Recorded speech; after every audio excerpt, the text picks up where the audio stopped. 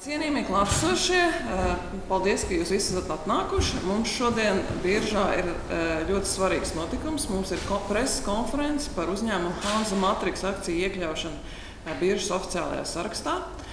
Un kādēļ tas mums ir svarīgi? Tādēļ, ka no rītdienas jebkurš investors gan Latvijas, gan Baltijas, gan no citiem reģioniem varēs brīvi nopirkt un arī pārdot Hansa Matrix akcijas. Otra lieta, ko es vēlētos uzsvērt, ir tā, ka Hansa Matrix ir uzņēmums, kas pārstāv mazo un vidējo uzņēmumu segmentu. Un pēdējo gadu laikā mēs esam ļoti daudz dzirdējuši par to, cik svarīgi ir tieši mazie un vidēji uzņēmumi ekonomikai, gan Latvijas ekonomikai, gan Eiropas ekonomikai. Un kādēļ svarīgi? Tādēļ, ka šie uzņēmumi ir tie, kas rada inovatīvus produktus un pakalpojumus. Tie uzņēmumi, kas rada jaunas darba vietas un līdz ar to, protams, arī ekonomikas izaugsmi valstī. Bet kādēļ šis tieši manis pieminētais mazo vidējo uzņēmumu nozīmīgums tieši biržas kontekstā?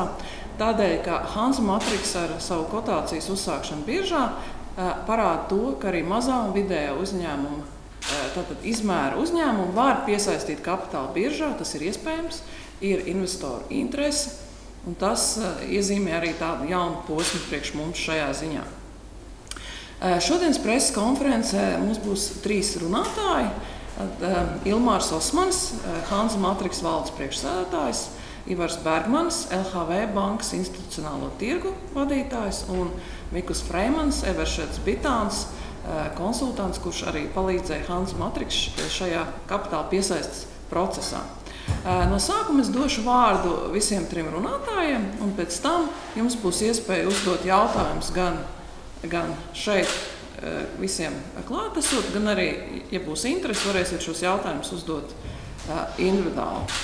Un tagad vārds Ilmāram Osmanim, Hansa Matrix valdes priekšsēdētājiem.